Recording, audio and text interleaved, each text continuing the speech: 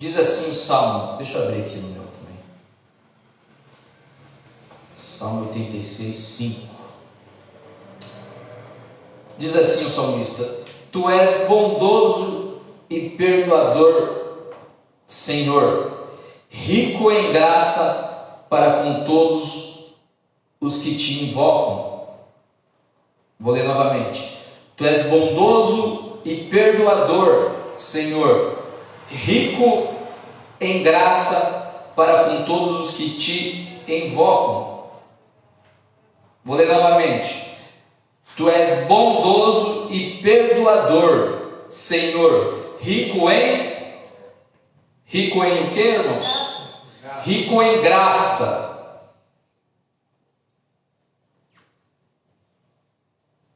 Para com todos os que te invocam. Feche seus olhos, vamos orar. Pai, obrigado por essa palavra. Me ajuda, Senhor, a ministrar essa palavra ao seu povo. Fala novamente, Senhor, comigo, através de mim. Que o teu Santo Espírito possa fluir como nunca antes e que a sua igreja receba essa palavra como uma semente poderosa, Senhor. É isso que eu creio, Pai. Que nós possamos mudar as nossas vidas depois dessa palavra, que nós possamos mudar o nosso relacionamento para contigo depois que nós ouvimos a sua palavra. A Bíblia diz que a fé vem pelo ouvir e nós estamos atentos para aquilo que o Senhor tem para falar para as nossas vidas nessa noite, Pai. Em nome de Jesus, amém. Amém? Podem ficar à vontade.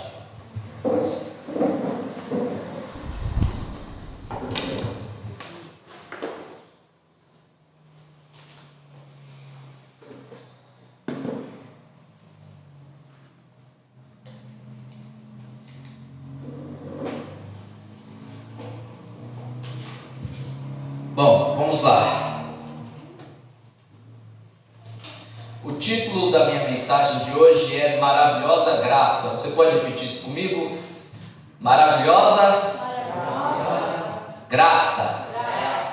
Maravilhosa Graça. Amazing Grace, a música do Elvis, né? Maravilhosa Graça. O salmista diz: Tu és bondoso e perdoador, Senhor, rico em graça para com todos os que te invocam. O que é graça? Graça é um favor imerecido. É não receber aquilo que merecemos e receber o que não merecemos. Então, o que é graça? É um favor imerecido, é não receber a maldição que merecíamos e receber a bênção que não merecíamos. Olhe para a sua vida e veja o que você tem que você não merecia ter. Você consegue fazer essa autoanálise? Você consegue olhar para a sua vida e dizer para si mesmo: isso aqui eu não merecia, foi Deus que me deu. Sabe, quando a gente reconhece que existem coisas nas nossas vidas que nós só conquistamos ou só tivemos, não pelo nosso potencial, não pela nossa capacidade, mas sim porque Deus nos deu, esse é o primeiro passo para viver uma vida abençoada. O nome disso é gratidão. Só pessoas gratas reconhecem a graça de Deus sobre a sua vida. O que você poderia dizer que você não merecia e Deus te deu? Eu posso dizer: esse ministério eu não merecia. O chamado eu não merecia. Eu tenho uma família abençoada, mas abençoada mesmo, eu não merecia. Eu tenho boas amizades. Isso é graça, isso são mimos, presentes de Deus para a minha vida. Se eu fosse viver na minha vida tudo aquilo que eu plantei, eu acredito que eu nem estaria vivo hoje. Então você pode olhar para a sua vida e ver o que Deus fez, Porque a gente tem o costume e o hábito de só olhar para o que falta. Então nós sentamos à mesa e nós dissemos: cadê a salada? Cadê o ketchup? Porque a nossa tendência é olhar para o que falta. Então nós nos relacionamos com as pessoas por aquilo que ela não entregou. Olha, você não fez isso, você não fez aquilo, mas o que ela fez? E o que Deus deu? E o que Deus tem dado? E o carro que você tem andado? E o ar que você está respirando?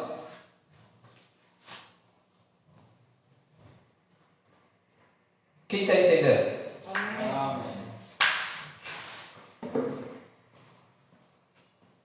O que é isso? Isso é graça. Graça de Deus. Sabe, eu tenho um filho, mas tão inteligente, eu fico olhando para algumas crianças na faixa da idade dele e eu falo: esse menino não é normal. O que é isso? Isso é graça.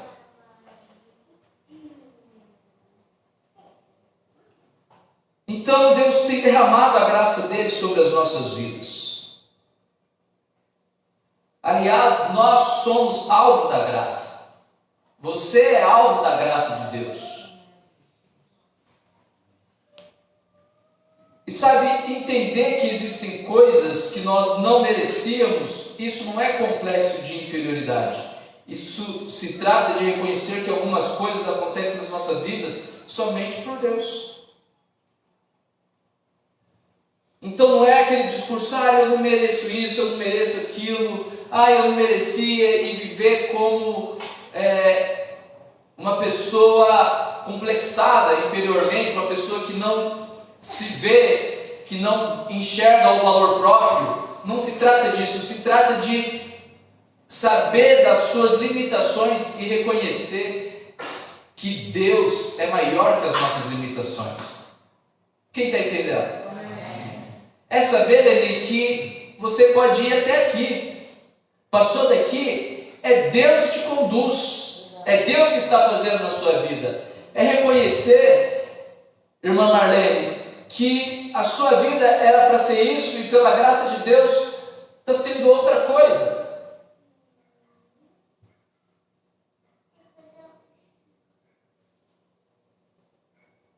Então, veja a maneira que você trata a Deus e a maneira que Deus te trata. Veja o culto que você presta a Deus e o quão abençoado você é. Veja se está equivalente. E nós chegamos aos cultos e não temos força para levantar as mãos. Mas quando nós chegamos em casa, tem comida na mesa. Olha só como tratamos Deus e como Deus nos trata. Eu acho que está na hora da gente parar para pensar um pouco sobre isso. Sobre o relacionamento que nós temos com Deus e o relacionamento que Deus tem conosco.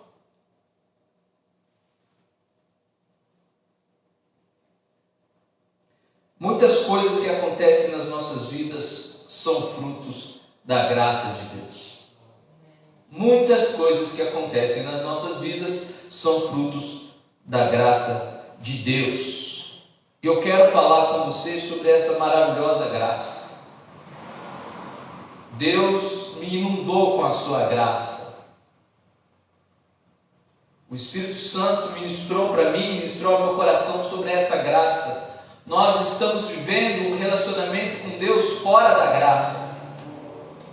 Aliás, alguém disse: saí da igreja porque tinha pouca graça. Voltei porque não achei graça em nenhum lugar. Aqui é um lugar de graça, irmãos. Ainda que você receba pouca, porque quem limita a graça de Deus nas nossas vidas, às vezes somos nós. Mas aqui é um lugar de graça, de favor imerecido, de bênçãos que nós não merecíamos, mas nós recebemos, de palavras proféticas sobre as nossas vidas. Quem aqui crê em palavras proféticas? Amém. Eu acredito num novo tempo, eu tenho ministrado isso já há um bom tempo. Eu acredito no que Deus vai fazer nas nossas vidas, sobre as nossas vidas, através das nossas vidas, está além da nossa capacidade.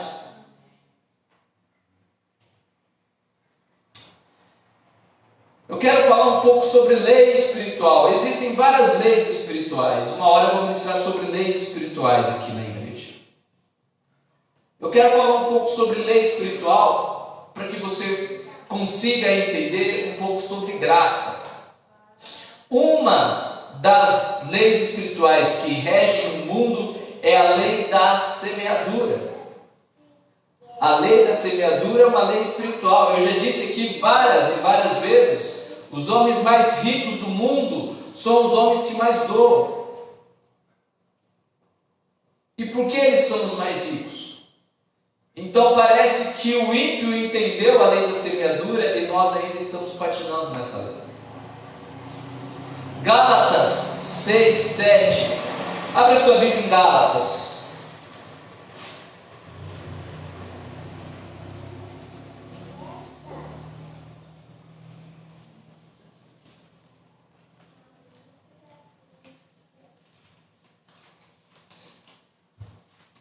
Gálatas 6, 7.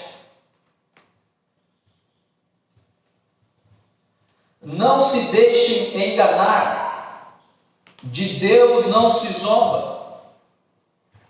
Aquilo que o homem semear, isso também. O que é isso? Lei espiritual. É uma lei espiritual. Aquilo que o homem semear, ele vai colher. Quem está entendendo? Somos responsáveis pelos frutos das sementes que lançamos. O texto diz assim, o texto de Gálatas, de Deus não se zomba. Por que de Deus não se zomba? Porque Deus é o juiz. Ele está sentado no trono e Ele vai julgar de acordo com aquilo que nós estamos fazendo, de acordo com aquilo que nós estamos semeando e colhendo. É uma lei espiritual. Deus é o juiz. Apocalipse 20, 11 e 12 diz assim, preste atenção nisso. Depois vi um grande trono branco e aquele que nele estava assentado. A terra e o céu fugiram da sua presença e não se encontrou lugar para eles. Vi também os mortos, grandes e pequenos, em pé diante do trono. Os livros foram abertos, outro livro foi aberto, o livro da vida. Os mortos foram julgados, presta atenção nisso aqui, de acordo com o que tinham feito. Quem está entendendo? É uma lei espiritual. Voltamos para Gálatas. Gálatas 6, 8. Diz assim, quem semeia para a sua carne, da carne colherá destruição. Mas quem semeia para o Espírito, do Espírito colherá a vida eterna. Então, o que eu semeio, quem semeia para a carne, colhe destruição. Quem semeia para o Espírito, colhe vida eterna. Deixa eu te falar. Você hoje é resultado do que você semeou ontem. Você hoje é resultado do que você semeou ontem. Você amanhã é resultado do que você está semeando hoje. Você amanhã é resultado do que você está semeando hoje.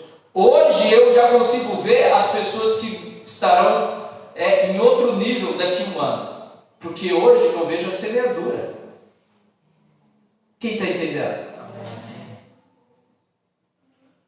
Então não se trata a despeito das minhas atitudes. Ou melhor, não se trata a despeito dos meus frutos. Se trata a despeito das minhas sementes. Porque a vida é um ciclo. O autor de Eclesiastes disse: não há nada novo debaixo do céu. O que era é de novo. E o que há de vir já foi. Então o que você tem semeado vai voltar. Essa semente ela vai frutificar.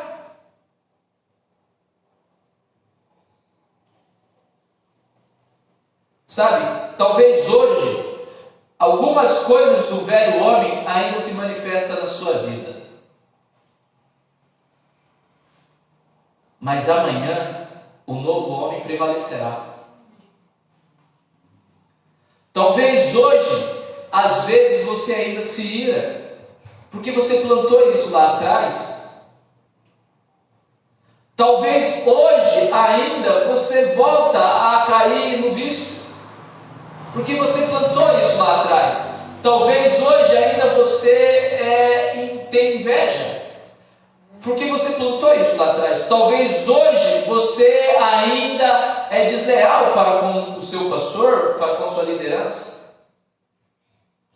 Mas a pessoa que você vai se tornar amanhã depende muito da semente que você tem lançado hoje. Então, ainda que o velho homem se levanta, de vez em quando, num futuro próximo e não muito distante, ele morrerá permanentemente. Você pode dar uma glória a Deus por isso? Glória a Deus. Plante coisas boas. Plante coisa boa na sua vida. Semeie oração, semeie jejum, semeie entrega, e você vai ver o que Deus vai fazer com você daqui a um ano. Começa a dizer para as pessoas que estão ao seu redor o quão preciosas elas são. Então diga para sua esposa que ela é linda, diga para o seu filho que você o ama. E você vai ver que daqui a um ano a sua casa vai ter paz, alegria, harmonia. Porque é semente. Quem está entendendo? Então não diga: mas o meu marido é um rebelde. Não diga isso. Amém? Diga: o meu marido é uma bênção, a minha esposa é uma bênção. Porque você está profetizando, você está lançando sementes. A minha casa é abençoada, o meu lar é abençoado, o meu ministério é abençoado. Libere palavras, comece a liberar palavras. Diga: hoje de vez em quando falta, mas amanhã não vai voltar, porque o Senhor é o meu pastor e de nada terei falta. Amém. Comece a profetizar sobre a sua casa, comece a liberar sementes, lance sementes. Amém, gente? Amém. Então, aprenda a remar contra a maré. Às vezes o velho homem vai se levantar, mas aí dê uma rasteira nele. Aprenda a remar contra a maré. E não pare a despeito das grandes ondas. O que irá se manifestar amanhã é o que você está semeando agora. Um bom dia para lançar sementes é segunda-feira, 7h30 aqui na igreja. Um bom dia, um bom lugar, com boas pessoas. É um ambiente perfeito para lançar sementes. Eu tenho lançado as minhas sementes. Quem tem vindo aqui sabe disso. Eu tenho lançado sementes no ministério. Eu tenho lançado sementes na minha vida. Eu tenho lançado sementes pelo Ministério dos Homens, pelos Ministérios das Mulheres, pela rede de jovens. A gente nem tem rede de jovens, eu tenho lançado sementes. É questão de tempo. Eu tenho lançado sementes para o Ministério de Louvor. Eu tenho lançado sementes para o Ministério das Crianças. Porque eu não caminho pelo que eu vejo. Eu caminho pela fé. E pela fé eu lanço sementes. Gálatas 6:9. Olha que interessante. E não nos cansemos de fazer o bem. Ou seja, não nos cansemos de semear. E uma semente boa. Porque às vezes a gente estamos semeando sementes ruins. Então não nos cansemos de fazer o bem. Não nos cansemos de lançar semente. Gálatas 6:9. Pois no tempo próprio colheremos. Você pode dar uma glória a Deus por isso? No tempo próprio colheremos. Aí o texto continua: se não desanimarmos. Eu já disse isso aqui para algumas pessoas, que existem algumas bênçãos que elas estão, isso aqui, ó, a um dedinho ninguém de acontecer. No tempo próprio colheremos. Aí o texto continua: se não desanimarmos. Não é hora de desanimar. Amém? Algumas pessoas estão prestes a colher o que elas semearam. Isto é, se elas não desanimarem. É com você que Deus está falando? Por que estou falando sobre lei espiritual? Porque a graça de Deus interfere nesta lei. Porque a graça de Deus interfere nesta lei. E a lei é a lei da semeadura. O que eu planto, eu colho. E a graça interfere nessa lei. Então voltamos para a graça, a interferência da graça. A Bíblia diz em Romanos, abra sua Bíblia comigo em Romanos.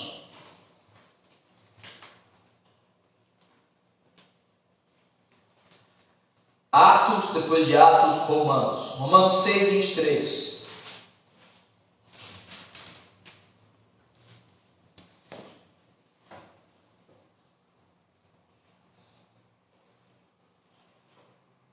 A Bíblia diz assim: pois o salário do pecado é a... Vamos lá. Pois o salário do pecado é a... O que é isso? Isso é a lei espiritual. O salário do pecado. O que é o pecado? É a semente. O que é o fruto? O salário, a morte. Quem está entendendo? Amém? Então, quando eu peco, o fruto do meu pecado produzirá morte. Amém? Quem está entendendo? Porque isso é uma lei espiritual. O salário do pecado é a morte. Lei espiritual. Mas vamos continuar o texto. Mas, diz o apóstolo Paulo, mas o dom gratuito. O que é gratuito? Graça. Amém? Amém? É o que não pagamos para ter. É o que recebemos sem merecer. Quem está entendendo isso? Amém. Vamos lá, me ajuda aí. Mas o dom gratuito de Deus é a vida eterna em Cristo Jesus. Então o salário do pecado é a morte, mas a graça interfere na lei espiritual. Como que a graça interfere nessa lei espiritual? Com o dom gratuito, a vida eterna em Cristo Jesus. Então eu merecia a morte porque pequei, mas não morri porque tenho graça. Olha, eu acho que você não está entendendo. Não era para você estar vivo.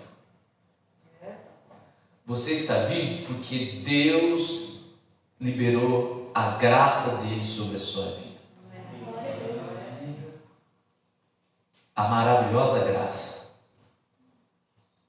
Romanos 8. Continue em Romanos. Romanos 8:2. Diz assim: porque por meio de Cristo Jesus. Por meio de quem? Por meio de Cristo Jesus, a lei do Espírito de vida me libertou da lei do pecado e da morte. Quem entendeu? Amém. Por meio de Cristo Jesus, Ele interferiu na lei espiritual do pecado e da morte. Então, se você planta pecado, você tem que colher morte. Mas por que você não colhe morte? Porque Cristo Jesus interferiu. Amém? Jesus é a maior expressão da graça de Deus aos homens. Jesus é a maior expressão da graça de Deus aos homens, favor imerecido. Somente Jesus, somente em Jesus nós somos libertos da lei do pecado e da morte. Então, não aceitar Jesus é o mesmo que viver debaixo da lei. Então, irmã Marlene, quando eu não aceito Jesus, eu estou vivendo debaixo da lei.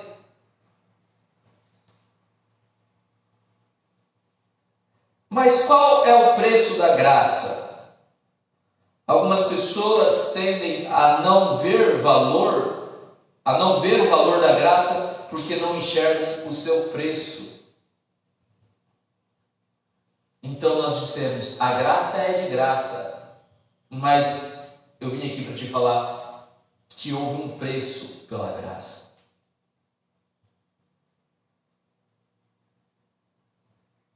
Porque é tendência nossa, né? Ah, eu ganhei isso aqui. Então você não valoriza. Isso aqui me custou caro. Então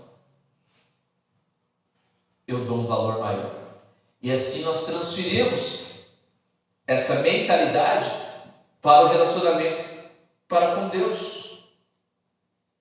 Então, o ar que nós respiramos é de graça. Então não valorizamos. A família abençoada que nós temos é de graça, então não valorizamos. A igreja abençoada que nós temos é de graça, então não valorizamos.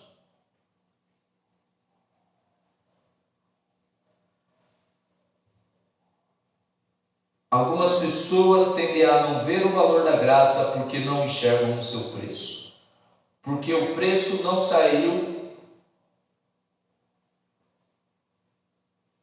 Porque o preço não saiu de nós, não significa que não houve preço. Jesus é o preço da graça. Você pode repetir isso comigo? Jesus é o preço da graça. Vamos repetir novamente? Jesus é o preço da graça. Jesus se tornou graça. Jesus se tornou graça cumprindo a lei. Olha que interessante isso. Jesus se tornou graça cumprindo a lei. Romanos 8:3. Romanos 8:3. Vamos ler? Eu vou ler aqui, você acompanha comigo aí. Acompanha na sua Bíblia.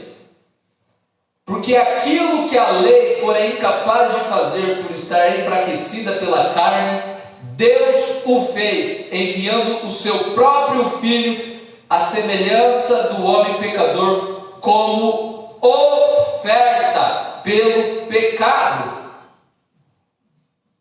Quando pecamos, merecemos morte. Então Jesus morre para que a gente tenha vida. Jesus se tornou graça, cumprindo a lei. Você entendeu? Quem entendeu, levanta a mão. Amém? Amém?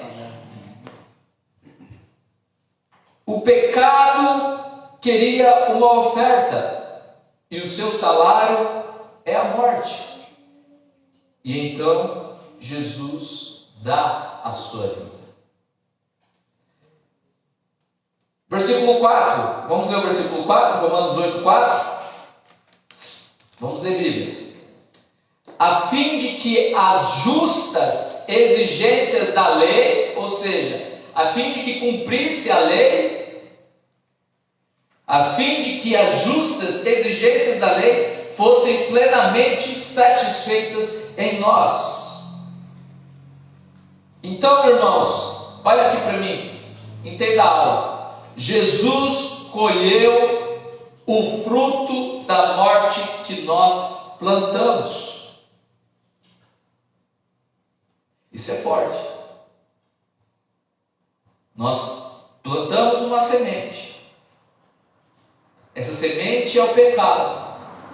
E o fruto do pecado é a morte. O salário do pecado é a morte. E Jesus colheu esse fruto. Vou repetir. Jesus colheu o fruto da morte que nós plantamos. Jesus pagou com a sua morte a dívida que era nossa. Deixa eu te falar, toda vez que você peca, você entra em débito no mundo espiritual, você fica em débito no mundo espiritual. Toda vez que você peca, você dá direito ao diabo de reivindicar a sua vida. Quem está entendendo? Amém. Toda vez que nós pecamos, nós damos direito ao diabo de reivindicar a nossa vida. Então, Jesus veio e pagou a nossa dívida.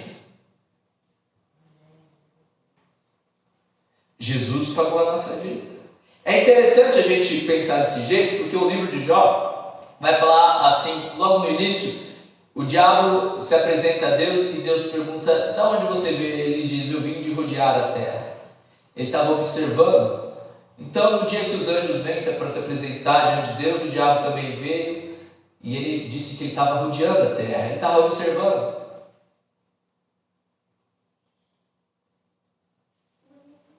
Quem está entendendo? Como um cristão deve se relacionar com a graça de Deus? Como um cristão, irmã Marlene, deve se relacionar com a graça de Deus? O que eu tenho para falar hoje aqui é muito importante, então preste bastante atenção, porque isso aqui vai te libertar, literalmente, vai trazer libertação para a sua vida. A caminhada cristã é feita de altos e baixos. Há dias de ânimos e há dias de desânimos, não é verdade? Há dias que nós somos pentecostais e há dias que nós não queremos nem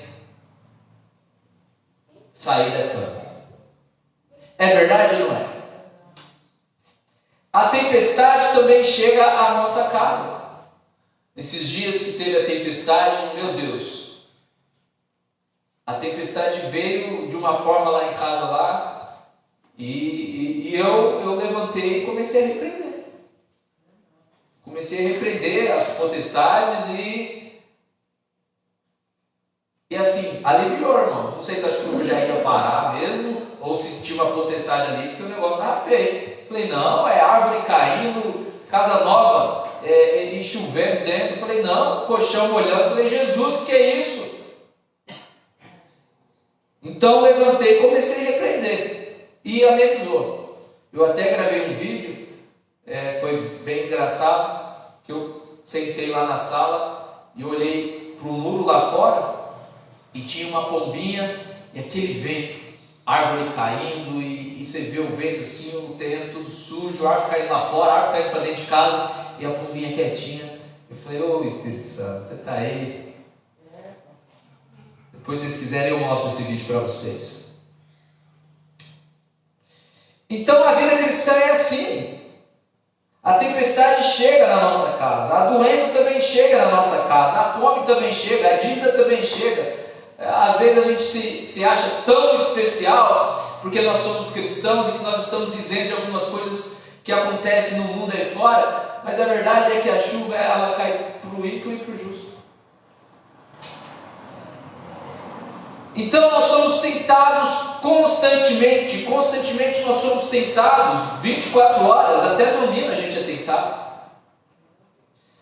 E a consciência do pecado por vezes torna-se pesado demais nas nossas vidas. Aliás, isso que diferencia nós dos ímpios, a consciência do pecado. Algumas pessoas perguntam, como eu sei que eu blasfemei contra o Espírito Santo? Porque eu morro de medo disso. E a resposta é, se você tem medo, então é sinal que você não blasfemou. Se você tem essa consciência, é sinal que você não blasfemou. E às vezes a consciência do pecado torna-se pesada demais. Do que eu estou falando aqui? Eu estou falando de uma vida cristã, de altos e baixos, de gigantes que se levantam, de dias em que nós estamos alegres, dias em que a igreja está lotada, dias em que a nuvem de glória vem sobre a igreja, nós sentimos fisicamente o toque de Deus nas nossas vidas, e dias que nós não sentimos nada. Não é assim, irmãos? Essa é a vida cristã. A Bíblia diz em 1 Pedro 5,8 que o diabo anda ao redor como um leão, rugindo e procurando a quem possa devorar.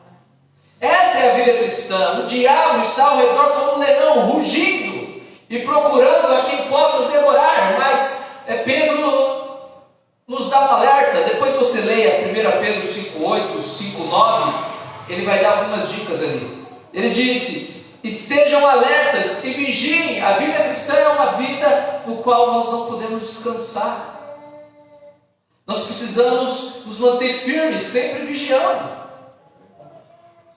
Aliás, alguém já disse que o nosso descanso é no céu. Porque se a gente der bobeira, o diabo entra e traz desânimo. Se a gente der bobeira, o diabo entra enquanto nós menos percebemos, já estamos em uma confusão familiar. Porque se a gente der bobeira, quando menos percebemos, já estamos cobiçando o que é o do próximo. Eu aprendi com Bill Johnson a orar toda vez que eu sinto inveja de alguém, a orar por essa pessoa. Porque o Espírito Santo não permite que eu sinta inveja de alguém por quem eu oro. Amém? Amém. Então, o diabo nos culpa, a religião nos culpa, nós nos culpamos, e a tendência, irmã Lúcia, é o esfriamento e o afastamento. O diabo nos culpa, a religião nos culpa, nós nos culpamos, e qual que é o resultado disso? Esfriamento e afastamento. Eu já disse isso aqui, o diabo trabalha com um plano muito bem elaborado para nos afastar de Deus.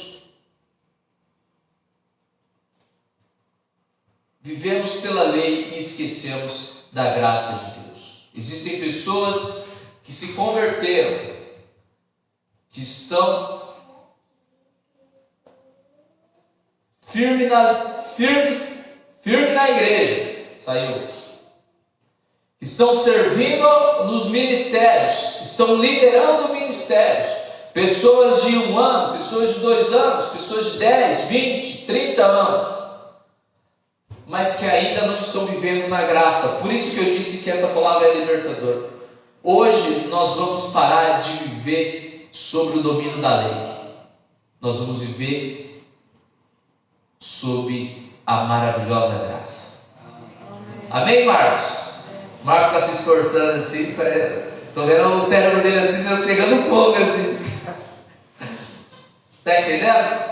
Quem está entendendo? Amém? Amém? A lei nos julga diante dos pecados. Presta atenção nisso, que isso aqui é muito importante.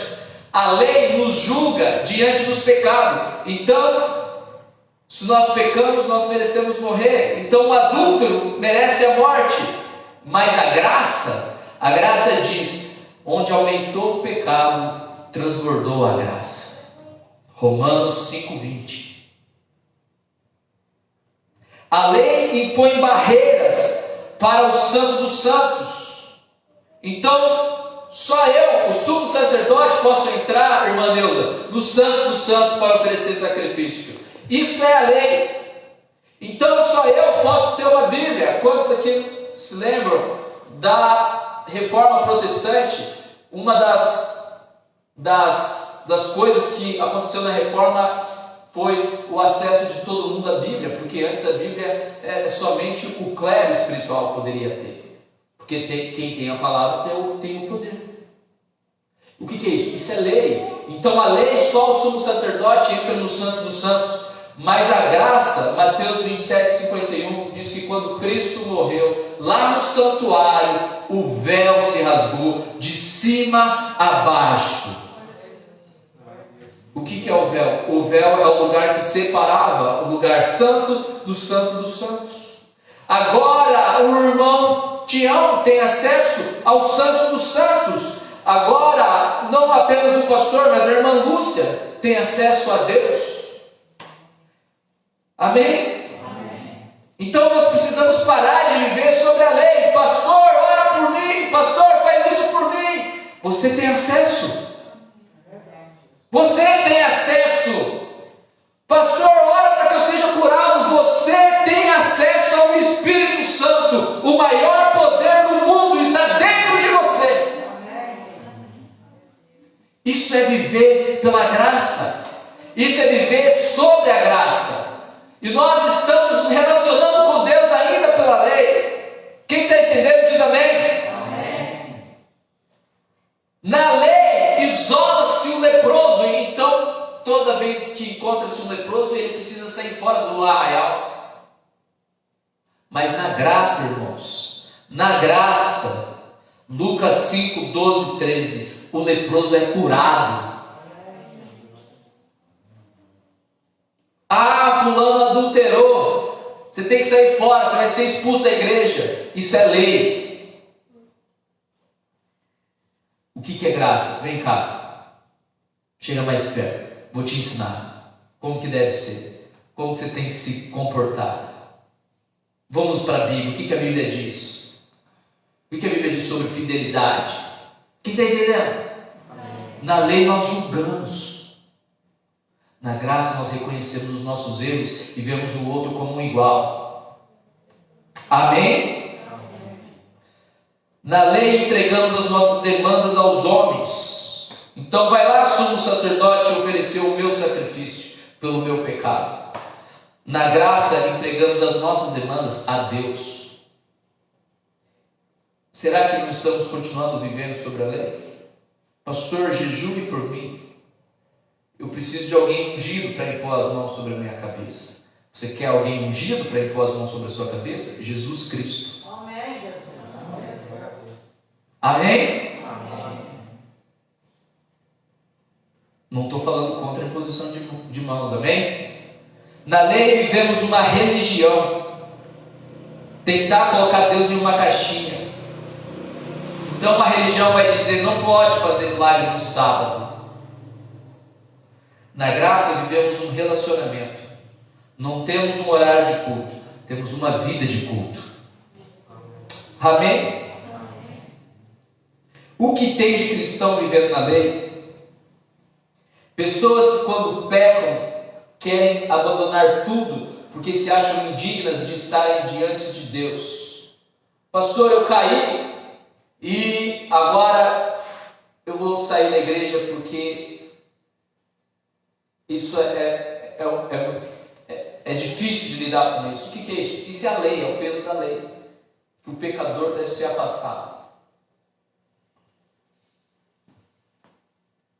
Pessoas que depositam expectativas em homens e quando são desapontadas querem abandonar a igreja.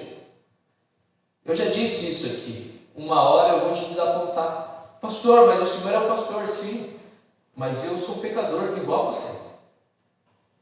Eu tenho falhas, eu não consigo atender todo mundo, eu não consigo abraçar todo mundo, eu não consigo visitar todo mundo, eu não consigo liberar uma palavra profética para vir todo mundo. Talvez um momento ou outro você vai ficar chateado, vai achar que eu te amo menos e vai desanimar e vai querer sair da igreja. O que é isso? Você está vivendo sobre a lei. Amém? Estamos prontos para olhar o cisco no olho do irmão e esquecemos da trave que está no nosso. A pior coisa, Ricardo, que pode acontecer, presta atenção nisso, a pior coisa que pode acontecer é o livre viver como escravo. E essa é a sensação que eu tenho muitas vezes de nós. Nós somos livres. Deus nos libertou e nós estamos vivendo como escravos. A pior coisa que pode acontecer, Neuza, é o filho viver como servo, como empregado. Não, o filho é filho. O filho não é empregado. Mas nós estamos vivendo um relacionamento com Deus como se nós fôssemos escravos, servos, e não livres e filhos. Mas deixa eu te falar algo, você é livre, você é filho. Não viva como escravo, não viva como empregado. Existe uma nova aliança, existe um nível de relacionamento. Foi inaugurado o tempo da graça, a maravilhosa graça. 1 Coríntios 11, logo depois de Romanos, 1 Coríntios 11, 23. Esse texto é muito conhecido. Esse texto é muito conhecido no nosso meio. Diz assim, 1 Coríntios 11, 23, logo depois de Romanos: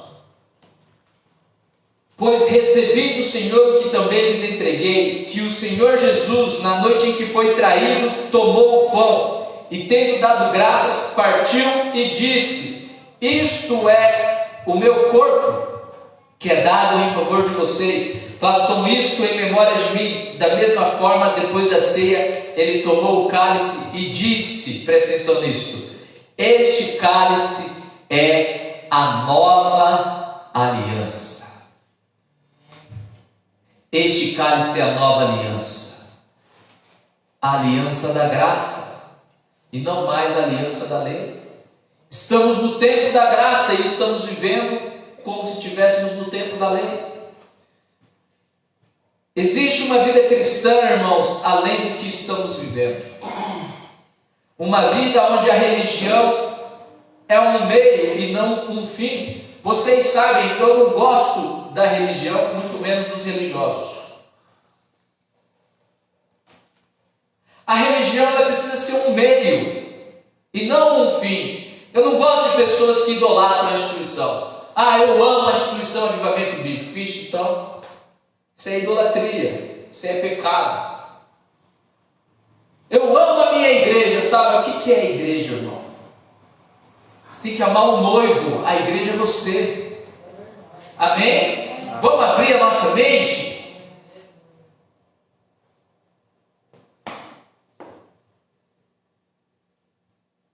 A religião é um meio e não um fim. Eu já disse isso aqui várias vezes. A religião, ela pode até te levar para Deus, mas Deus nunca vai te levar para a religião. Nunca. Existe uma vida cristã além dos julgamentos, irmã Marlene, além das penitências que precisamos pagar para ficar bem com Deus. Muitas pessoas saíram do catolicismo, mas o catolicismo ainda não saiu delas, e elas continuam pagando penitências. Existe uma vida cristã além das penitências, além das barganhas, além dos sacrifícios. Aliás, foi o grande rei Davi quem disse no Salmo 51, 16, 17, o salmo de abertura que nós lemos: não te deleitas em sacrifícios, nem te agrada em holocausto. O salmista Davi disse: o Senhor não tem prazer em sacrifícios, o Senhor não tem prazer em holocausto, senão eu os faria. Aí ele continua dizendo: os sacrifícios que agradam a Deus são um espírito quebrantado, um coração quebrantado e contrito. Então não tente pagar penitências. O que eu preciso fazer para ser perdoado? O que eu preciso fazer para agradar a Deus? Aliás, o que eu faço para ser mais amado por Deus? Nada.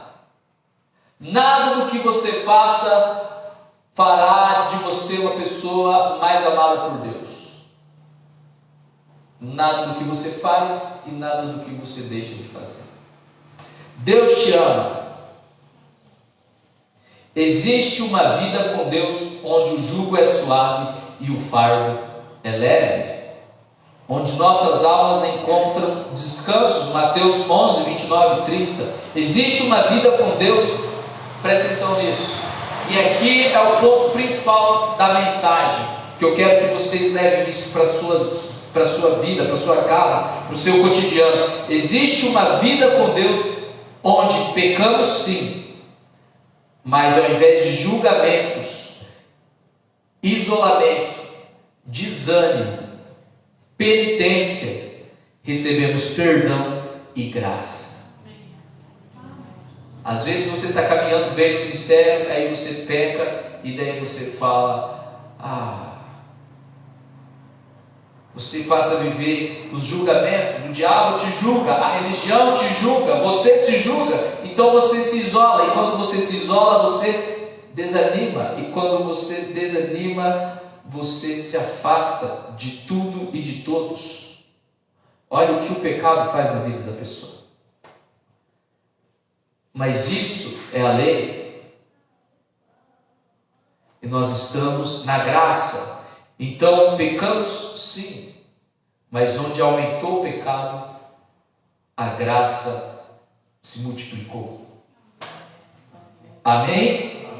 O que faremos então, pastor? Continuaremos pecando? O apóstolo Paulo responde a essa pergunta, Romanos 6, 2, 4. De maneira nenhuma, nós, os que morremos para o pecado, como podemos continuar vivendo nele?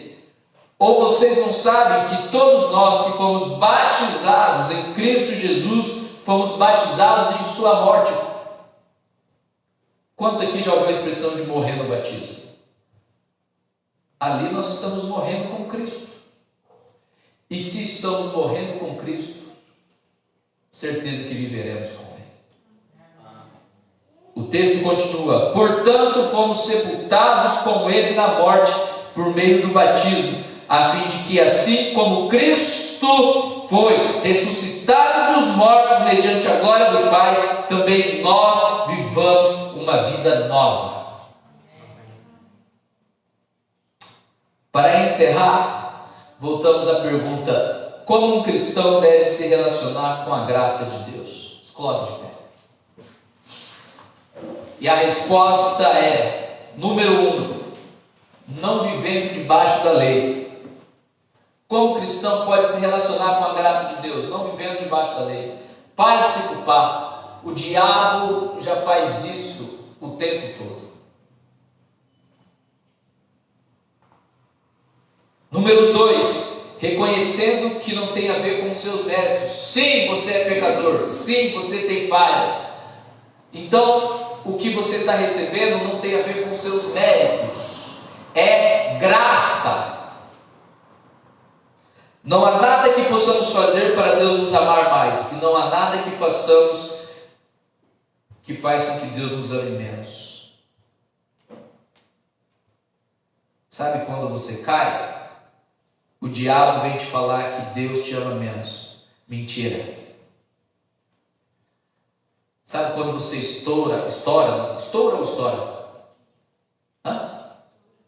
Sabe quando você estoura na sua casa? Você explode? O diabo vem te acusar: Deus está deixando de te amar. Mentira. Existe uma graça, e nós vamos começar a viver debaixo dessa graça. Então, como um cristão deve se relacionar com a graça? Não vivendo debaixo da lei, reconhecendo que não tem a ver com os seus méritos, e 3, se arrependendo e invocando ao Senhor. Se arrependendo e invocando ao Senhor. E eu volto no salmo de abertura dessa mensagem, Salmo 86, 5. Tu és bondoso e perdoador, Senhor, rico em graça com todos os que te invocam. Essa é a maravilhosa graça. Vamos orar? Antes de orar, eu quero que você olhe aqui para mim. Viva a sua vida cristã entendendo que a graça de Deus está sobre a sua vida. Pare de se culpar. O diabo, ele já faz isso 24 horas.